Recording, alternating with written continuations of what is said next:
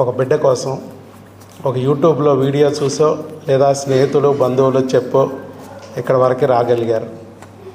ఆ భగవంతుడు చూపించిన దారిగా భావించి ఇక్కడికి వచ్చారు. మీ అందరూ కూడా చక్కగా సంతానాన్ని పొందగలరు. కన్ఫామ్గా పొందుతారంటే ఖచ్చితంగా పొంది తీరుతారు. అదేంటంటే అంత గట్టిగా చెప్తున్నారు అంటే మీ అందరూ ఇక్కడ మనుషులే కదా, ఆత్మలేం కాదుగా. అంటే మీరు పుట్టారంటే మీకు బిడ్డ పుట్టి తీరుతారు. అది నేను చెప్తున్నాను వీడియోలో. బిడ్డ పుట్టించే శక్తి లేకపోతే భగవంతుడు మిమ్మల్నే పుట్టించేవాడు కాదు. కాబట్టి భగవంతుడు మిమ్మల్ని పుట్టించాడంటే మీరు కూడా పుట్టించే శక్తి ఉంది అని అర్థం. అయితే ఆ శక్తిని పొందడానికి మనం ఏం చేయాలి? సంతానం పొందాలంటే దానికి ప్రధానం మూలాధారం ఆహారం. ఆహారం పట్ల చాలా శ్రద్ధ పెట్టాలి. మీ వీర్య వృద్ధికి అండాల క్వాలిటీకి ఆహారమే ప్రధానం. కాబట్టి ఎలాంటి ఆహారం తీసుకోవాలనేది మీకు తెలియాలి. అలా చేయటం కోసం ఇక్కడ మోడల్ ఆహారంగా మేము ఒకటి పెట్టాం. మేడం గారు డిజైన్ చేశారు. తెలుసుగా మేడం గారు, మన వంట లెక్క ఎక్కడి హబ్ ఛానల్లో దాదాపు 500 వంటలు మేడం మీకోసం పెట్టారు. సంతానం పొందాలంటే రుచిగా చక్కగా వండుకుని ఎలా తినాలి. పూర్వకాలంలో అయితే మన పెద్దమ్మలో మామలో బామ్మలో ఉండేవాళ్ళు. ఇప్పుడు ఎక్కడ అందరూ ఫ్యామిలీలు చిన్న చిన్న ఫ్యామిలీలు అయిపోయినాయి. అమ్మ దగ్గర నేర్చుకోవడానికేమో స్కూల్కి వెళ్ళడం కాలేజీలకు వెళ్ళడంతోనే బిజీగా ఉండి అమ్మ దగ్గర కూడా నేర్చుకునే టైం లేదు. ఇక ఈ లోపల పెళ్ళిళ్ళు అయిపోతే వంట గురించి ఇక మళ్ళీ యూట్యూబే మనకి. సో అలాంటి యూట్యూబ్లో మీకు చక్కగా నేర్చుకోవడానికి అనువుగా మీరు ఇంట్లో చేసుకోవడానికి వీలుగా యూట్యూబ్లో 500 వంటల వీడియోలు పెట్టారు మేడం. అలాంటి వీడియోలు మీరు చూసుకుని కుదిరితే భార్యాభర్తలు ఇద్దరూ కలిసికట్టుగా వండుకుని, ఇంకా కుదిరితే ఒకరి నోట్లో ఒకరు తినిపించుకుని, భర్త చేతిలో ఉన్న ముద్ద భార్య నోట్లోకి వెళ్ళాలి, భార్య చేతిలో ఉన్న ముద్ద భర్త నోట్లోకి వెళ్ళాలి. అంటే కొసరి వడ్డించుకుని తినాలి. ఇంకా కుదిరితే ఒక క్యాండిల్ కూడా వెలిగించుకుని అచ్చిక బుచ్చిక కబుర్లు చెప్పుకుంటూ క్యాండిల్ లైట్ డిన్నర్ లాగా చేయాలి. ఏమన్నా ప్రాబ్లమా? మనకి ఎవరన్నా అడ్డుపడతాడా? మెల్లో పెద్ద లైసెన్స్ బిల్ ఉంది మీకు. ఎంతైనా ప్రేమించుకోవచ్చు, వెచ్చలివిడిగా ప్రేమించుకోవచ్చు. ప్రేమించుకోవాలన్న మనసు ఉంటే చాలు. ఏమిటి డాక్టర్ గారు అలా చేస్తే ఏంటి ఉపయోగం? ఏమిటంటే ఆహారంలో ఉన్న ఒక చమక్ని మీరు గుర్తించాలి, ఒక మ్యాజిక్ను గుర్తించాలి. ఆహారం మీకు ఉపయోగపడాలి అంటే ఆ ఉపయోగపడే విధానం ఏంటంటే 3 రకాలుగా మీరు ఆహారాన్ని తీసుకుంటేనే ఆహారం ఉపయోగపడుద్ది. ఒకటి, ఫస్ట్ స్టెప్, ఆహారాన్ని వండేటప్పుడు మంచి మనసుతో అది వండేటట్టు చూసుకోవాలి.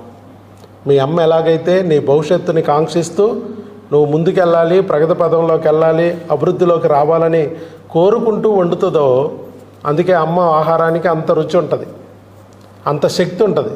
అలాగే మీరు కూడా ఆహారాన్ని వండుకునేటప్పుడు ఇంట్లో చక్కగా మీ బిడ్డ పుట్టాలి, బిడ్డ పుట్టడానికి ఆహారం మనకు ఉపయోగపడుతుంది, లోపల ధాతు పుష్టి కింద మారబోతుంది అన్న ఆలోచనతో అది వండుకోవాలి. మీరు అనొచ్చు ఇదంతా ఏంటండి ట్రాష్ ఏమోనండి, మీరు డాక్టర్ అయ్యండి ఇలాంటివి చెప్పడం ఏంటండి అనుకుంటా ఉండొచ్చు. ఒక్కసారి ట్రై చేసి చూడండి. మీరు మీ ఆయన్ని తిట్టుకుంటూ వండండి. ఎదొచ్చొచ్చినాడు మాదొచ్చేదు మొదరష్టపోడు వాళ్ళ అమ్మ చెప్పిన మాటల్లో వింటాడు వీడు జిమ్మడా అనుకుని తిట్టుకుంటూ వండండి ఆ పూట. అది మీ ఆయనకి పెట్టండి. ఆయన గ్యారంటీగా బయటికి వెళ్ళి అందరినీ తిట్టి వస్తాడు. లేదు ఇంకా గట్టిగా తిట్టుకుంటూ వండావనుకో నిన్నే తిట్టి వెళ్తాడు, వీలైతే కొట్టి కూడా వెళ్తాడు. నీ పుట్టు తిని నిన్నే కొట్టి వెళ్తాడు. ఏమైంది ఆ పుట్టులోకి? నువ్వు ఏమి ఇంజెక్ట్ చేసావు? ద్వేషాన్ని ఇంజెక్ట్ చేసావు. మరి అక్కడ దేశపూరితంగా మారిపోతాడు.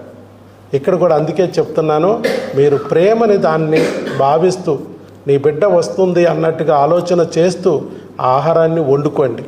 రెండోది, ఆహారాన్ని తినేటప్పుడు కూడా ఎలాంటి డీవియేషన్ లేకుండా ఫోనుల్లో మాట్లాడటమో లేకపోతే వేరే టీవీలు చూస్తూనో అలా కాదు, ఒక యోగాసనం లాగా, ఒక మెడిటేషన్ లాగా తినాలి.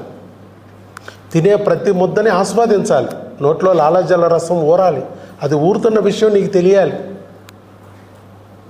నిమ్మకాయ అక్కడ ముక్కను చూసి మరి నిమ్మకాయ ముక్క మీద మీరు ఉల్లిపాయల మీద నిమ్మకాయని ఇలా జల్లుతుంటేనే నోట్లో జల జఠర రసం ఊరిపోద్ది.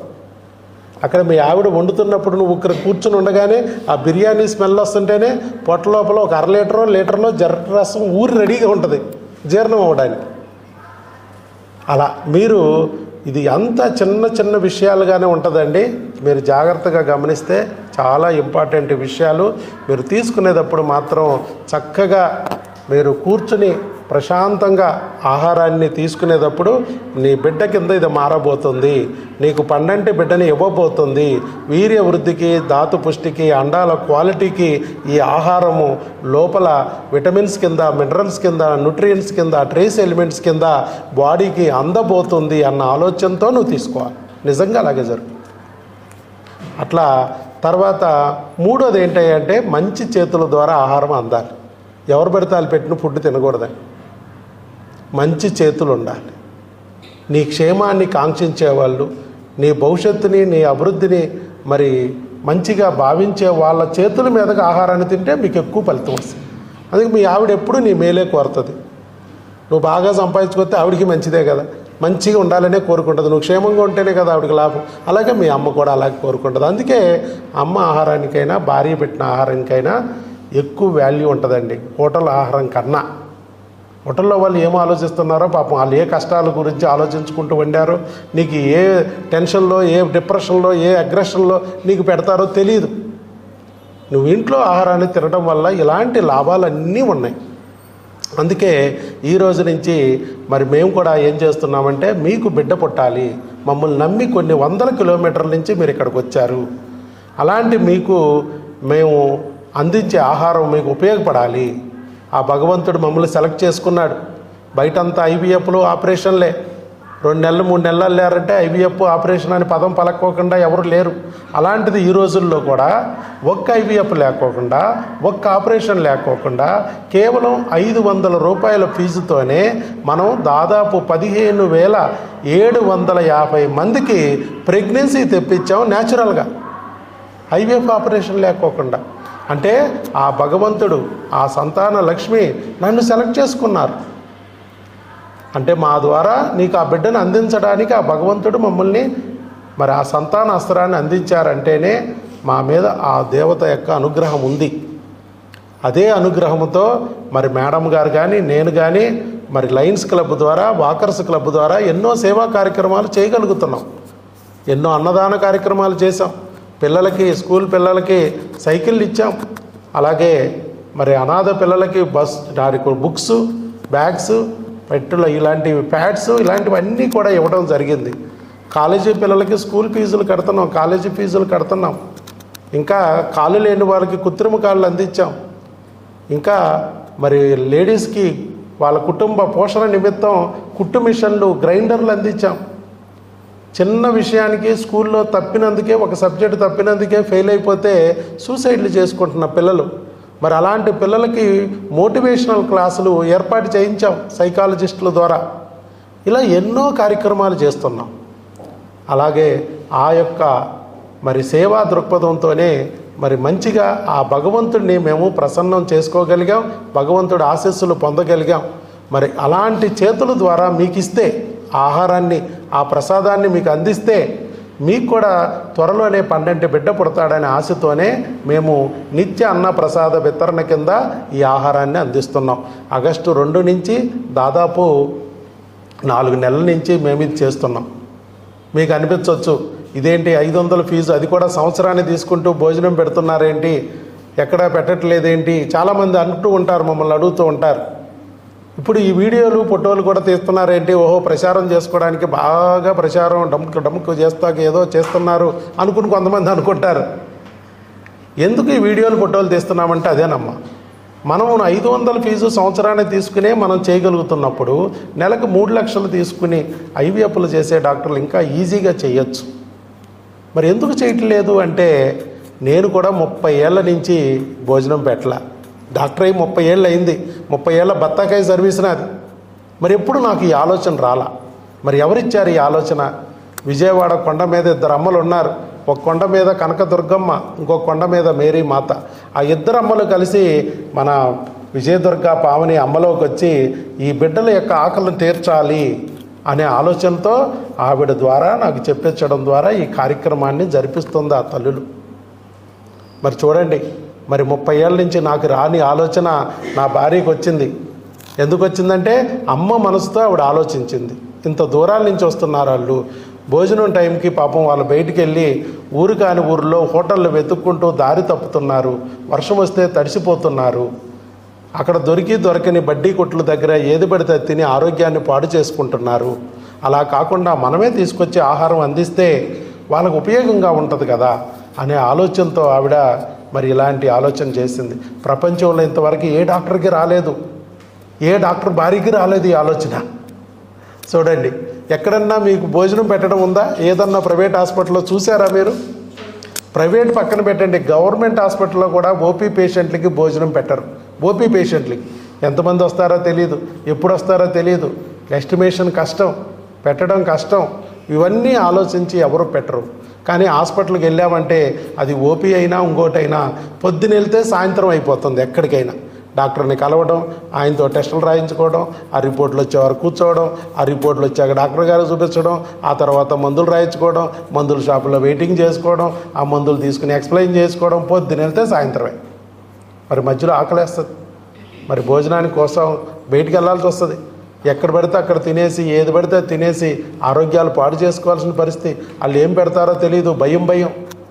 ఇలాంటి పరిస్థితుల్లో మరి మేడం గారి ద్వారా ఆ భగవంతుడు ఇలాంటి ఆలోచన కలిగించి ఈరోజు ఇక్కడ కార్యక్రమం జరిగేటట్టు చేస్తున్నారు. ఇదే విషయాన్ని ఒక వీడియో ద్వారా, ఒక ఫోటో ద్వారా మిగతా డాక్టర్లు కూడా, మంచి మనసున్న డాక్టర్లు బోల్డ్ మంది ఉంటారు మనకి సమాజంలో, వాళ్ళకి ఆలోచన వచ్చి ఉండకపోవచ్చు. మీరు ఎలాగైతే ఒక యూట్యూబ్ ద్వారానో స్నేహితుడి ద్వారానో నా గురించి తెలుసుకుని ఇంత దూరం వచ్చి చక్కగా ఐవీఎఫ్ లేకుండా, ఆపరేషన్ లేకుండా ప్రెగ్నెన్సీలు పొందుతున్నారో, అలాగే ఆ డాక్టర్లు కూడా ఈ వీడియో ద్వారా మరి ఫోటో ద్వారా చూసి ఇన్స్పైర్ అయ్యి వాళ్ళు కూడా వాళ్ళ దగ్గరికి వెళ్ళిన పేషెంట్లకి భోజనం పెట్టుకుంటే ఇలాంటి మార్పు మెల్లగా ఈ రాష్ట్రంలోనూ, ఈ దేశంలోనూ జరిగితే, ఈ ప్రపంచంలోనూ జరిగితే ఒక కొత్త మార్పుకి శ్రీకారం చుట్టినట్టు అవుతుంది అనే ఉద్దేశంతోనే మేము ఈ ఫోటోలు, వీడియోలు తీస్తున్నాం. దయచేసి మీరు ఎవ్వరూ కూడా అన్యదా భావించొద్దని మనవి. అర్థమైంది కదమ్మా ఫోటోలు ఎందుకు, వీడియోలు తీస్తున్నామో? ఇది భగవంతుడు ప్రసాదం. మనం పిల్లల కోసం చాలా గుళ్ళు, చర్చిలు, మసీదులు తిరిగాం. అక్కడికి వెళ్ళిన చోట ప్రసాదం తీసుకున్నారు మీరు. ఇది కూడా ఒక దేవాలయం, ఇది ఒక హాస్పిటల్ కాదు, ఒక దేవాలయం. ఇక్కడ కూడా మీకు ప్రసాదం అందాలి, ఆ భగవంతుడి ప్రసాదం అందాలి అనే ఆలోచనతో మేము ఇచ్చేస్తున్నాం. మీరు ఇది తీసుకునేటప్పుడు కూడా మీరు వెంకటేశ్వర స్వామిని పూజిస్తే వెంకన్న ప్రసాదంగా భావించండి, అల్లాను పూజిస్తే అల్లా ప్రసాదంగా, యేసు ప్రభును పూజిస్తే యేసయ్య ప్రసాదంగా భావించి స్వీకరించాల్సిందిగా కోరుతున్నాం. మీరు ఈ ఆహారాన్ని స్వీకరించి చక్కగా తొందరలోనే పండంటి బిడ్డను పొంది మీరు మాతృదేవత, పితృదేవతలు అవ్వాలని, ఆ దేవుళ్ళు అవ్వాలని మనస్ఫూర్తిగా కోరుకుంటున్నాం. దేవుళ్ళనే తీసుకొచ్చి భగవంతుడు మా ఇంటికి తీసుకొచ్చి అతిథులుగా ఇచ్చి వారికి భోజనం పెట్టుకునే అదృష్టం మాకు కలిగించాడనే వినమ్రతతోనే ఈ కార్యక్రమం నిర్వహిస్తున్నాం. మీరందరూ కూడా హర్షిస్తారని, చక్కగా భగవంతుడిని ధ్యానిస్తూ ఆ ప్రసాదాన్ని స్వీకరించి మీ బిడ్డని, మీ లోకరక్షకులు లాంటి ఆ బిడ్డని త్వరలోనే పొందుతారని ఆశిస్తున్నాం. ఇలాంటి అద్భుతమైన ఆలోచన ఇచ్చిన మేడం గారు కూడా మీకు బ్లెస్ చేస్తారు. ఆ తర్వాత ఈ అన్న ప్రసాద వితరణ కార్యక్రమం స్టార్ట్ అవుతుంది. Thank you. అందరికీ ఆల్ ది బెస్ట్ అండి. అతి త్వరలో మీ అందరూ అమ్మా నాన్న కాగలరని కోరుకుంటున్నాను. అలాగే ఈ రోజు నుంచి అంతా పాజిటివ్గా థింక్ చేయండి. అతి త్వరలో పాజిటివ్ రిజల్ట్ చూస్తారు. Thank you so much. God bless you.